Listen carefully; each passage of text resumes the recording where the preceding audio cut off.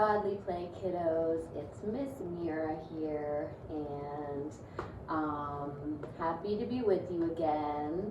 Last time we talked, a couple weeks ago, we were still getting buried in snow.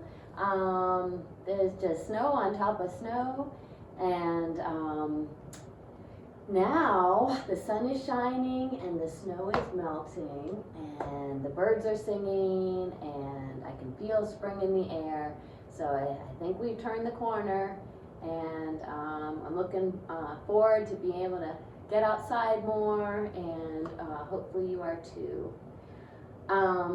So I wanted to start here with our Circle of the Church Year calendar, because we haven't visited it in a few weeks, and I just wanted to show you where we're at, because we've made some progress since our last big season, which was the season of Advent and Christmas.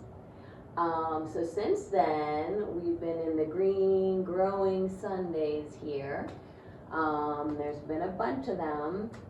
And during this time, we talked about different parables, like the Good Samaritan and the Good Shepherd. And the last one I told you was the parable of the mustard seed. So, but as you'll notice, we are now entering another very, very important season of the church year. And you'll also notice there's a color change here, which is why I'm wearing my purple. We are going into the season of Lent. And so we've changed the color to purple, our church color. And purple is the color of royalty, and it helps us remember Jesus, who is a king, but not the kind of king people usually associate with kingly things, with big palaces and crowns and riches. Jesus was the kind of king who shared his love with everyone. So, if you'll see, last Sunday was the first Sunday of Lent, and last Wednesday we had Ash Wednesday, and you were able to come to the church and get ashes. If your family was able to do that, you could get a little cross of ashes to mark the start of Lent. And you also may have found a bag, a special delivery from our good church fairy, Miss Kathy, on your front porch that had a bag of daily Lent cards for you to follow during this season too, which is actually 40 days plus the Sundays, plus our 6 Sundays. So, and during this time of Lent, we are getting ready. It's a time of preparing, and we're getting ready for the coming of Jesus. So, it's a more serious time in the church because we're also remembering Jesus' journey from baby to adulthood, to when he died on the cross for all of us, so that we could all be reborn again. So during this time, we kind of slow down and take time to appreciate things, take time to talk with God more, and focus more on what we can do to help others, what ways we can be like Jesus. And we sometimes give things up. It helps us be close to Jesus and remember the time that he spent, the 40 days he spent in the desert, without, food and water, where he was struggling to find his way, to find the best way to becoming our Savior. So you'll hear of people giving up, one of their favorite things for Lent, like desserts or video games, or you might hear of people doing something extra for Lent, doing something special every day, telling someone, a different person every day, how much you appreciate them, or, trying to, even something like pet your dog every day, and tell your dog that you love them. Just taking time to do those little acts of kindness that mean so much. My husband, Mr. Greg, and I decided to try something this year, and we were told about it by one of our good friends and neighbors. Is every day we think of something that we're thankful for and that we appreciate, and we take a picture of ourselves with it or with something representing it with our thumbs up, and we send it to each other, and we tell them, express what we're thankful for. So that's been fun to do, and we've had some good ones so far. In fact, the one from Sunday was it was while we were watching the church service, the 10 o'clock service, and Father Jeff was given the sermon. Mr. Gray got a picture of Father Jeff with a thumbs up in front of him, and said he is thankful for Father Jeff. And we all have been especially thankful for him over this past year when it's been tough to find ways to connect and feel Christ's love as a community. He's really helped to keep us together and keep us connected to our St. Andrew's Church family. So we're very thankful for him. So I have definitely blabbed on and on enough, but that is my little introduction to this season of Lent that we're in, and what I wanted to share with you what an important season it is for us all. And next I will tell a godly play story that tries to capture some of the mystery of this time of Lent.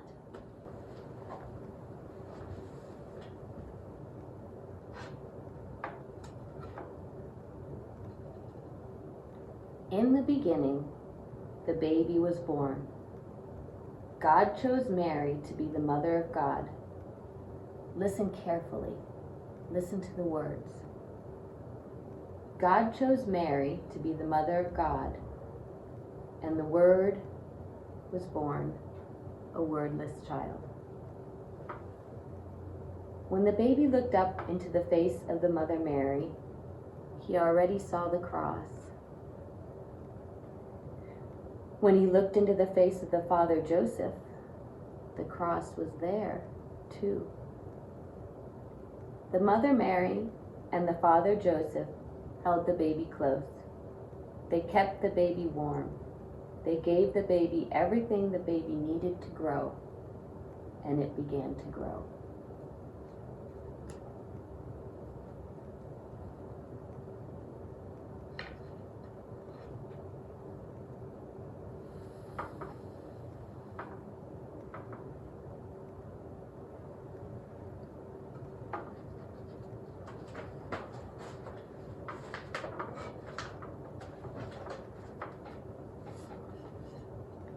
The baby grew and became a boy.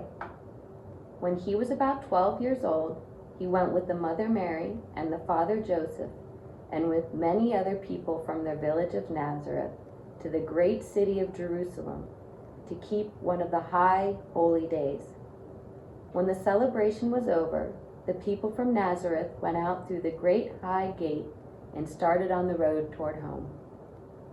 Suddenly, Mary and Joseph discovered that Jesus was not there. They thought he had been playing with the other children from their village as they walked together. They hurried back into the great city of Jerusalem to find him. Mary and Joseph looked in the dark and narrow streets. They looked in the marketplace where they had bought their food. They looked where they had spent the night. They looked everywhere. Finally, they even looked in the temple, and there he was. He was talking to the rabbis, the priests. When he spoke, they listened, because he knew so much. When they spoke, he listened, because he wanted to learn more.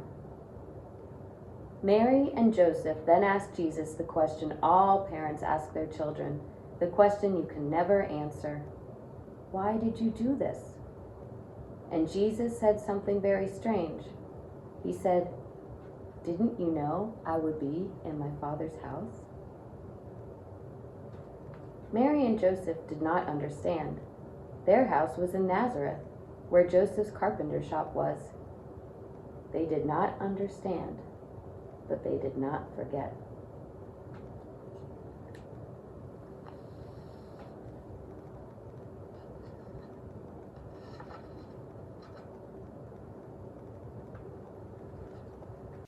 Welcome to Storytime with Ruthie.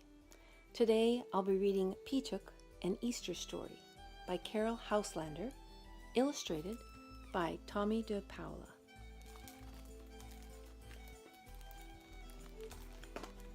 It was a lovely warm day. The sky was bright blue and the clouds were white and thick like balls of cotton wool. Everything seemed full of color, big happy colors like those in a painting book. Even the maize in the bowls was yellower than usual. Peacock was happy. He had reason to be. He was a fine rooster with snowy white plumage and a red comb that positively glowed in the sun.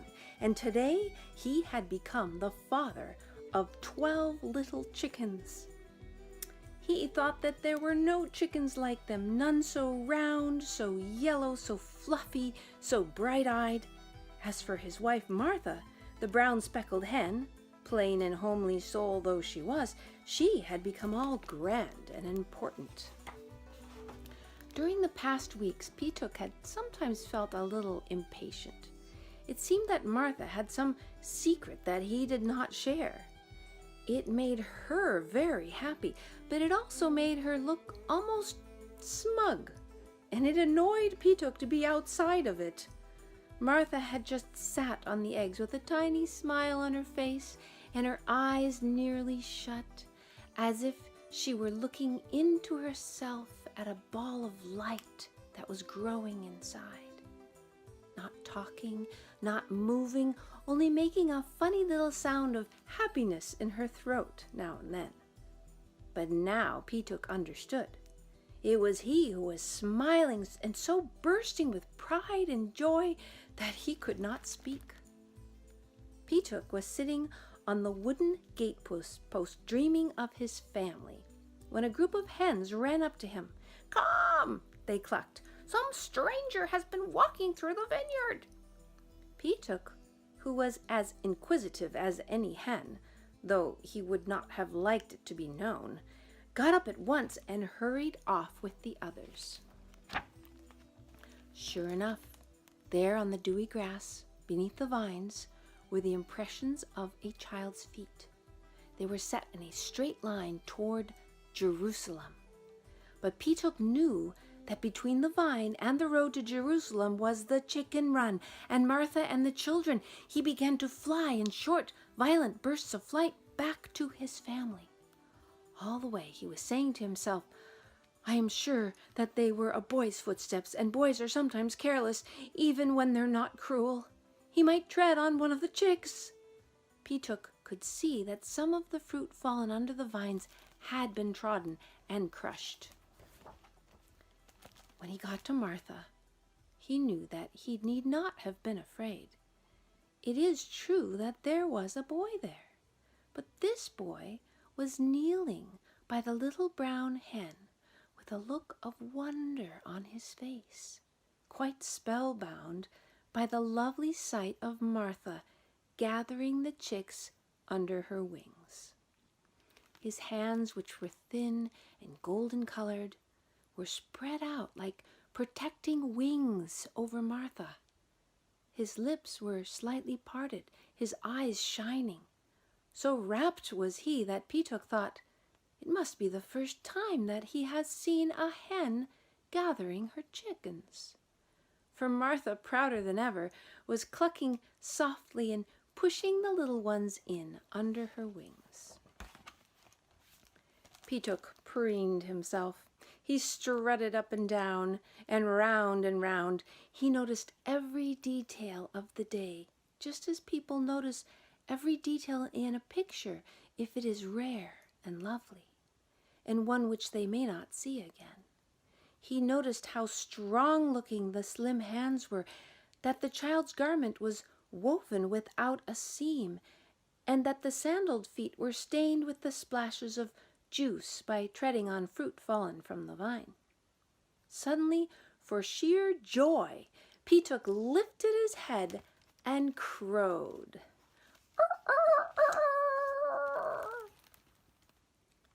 Years had gone by. Petuk was quite old.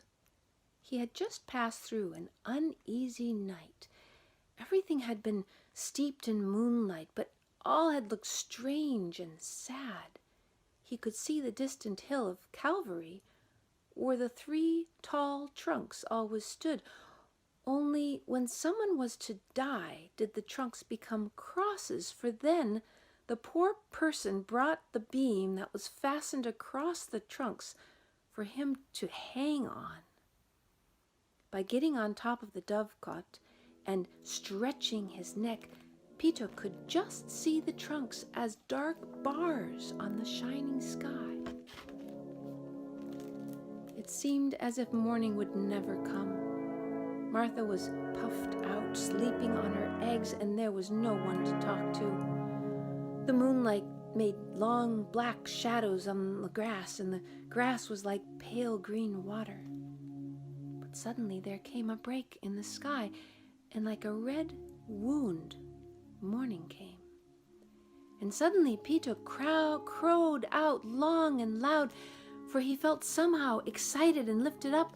He could not tell why. All day long he kept returning to the dovecot and looking as if a spell were on him at the trunks.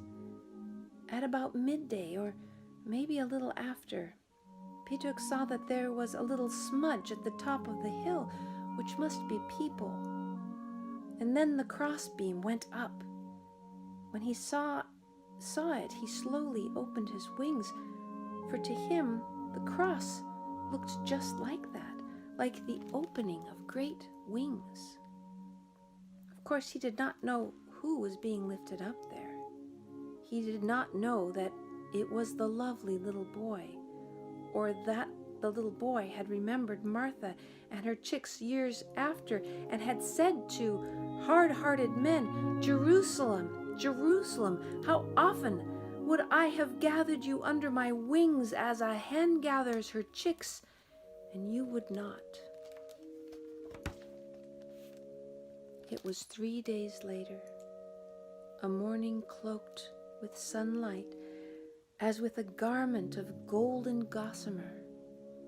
Petuk's dark mood had changed. He had a feeling of certainty that Martha's chicks would come out of the eggs today. It would be dawn in a few minutes, and the chicks would come. He felt sure of it.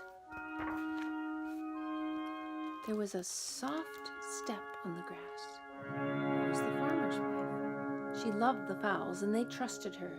Now she knelt down by Martha, and Martha did not open her eyes, but made a soft gurgle of greeting in her throat. The woman put her hand gently under the hen's breast and drew out an egg. It was a lovely egg, a soft golden pink color, and it lay in the palm of the kind hand, warm and beautiful. The woman put the egg back.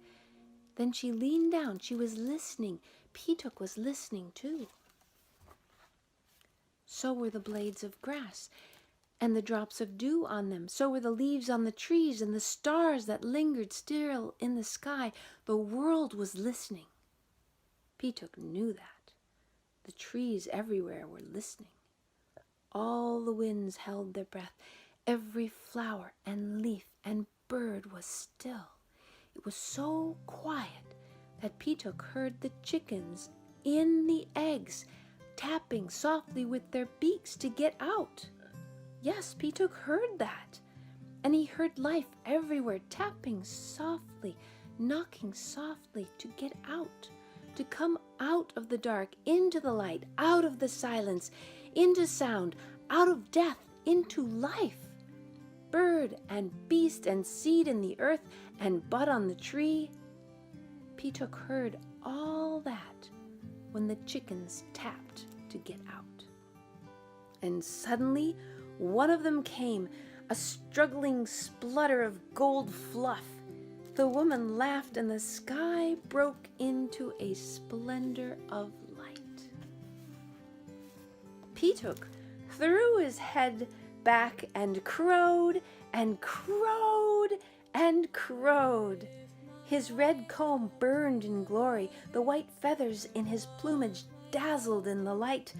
The new chicken danced at his feet. He crowed again and again and again. It was Easter morning.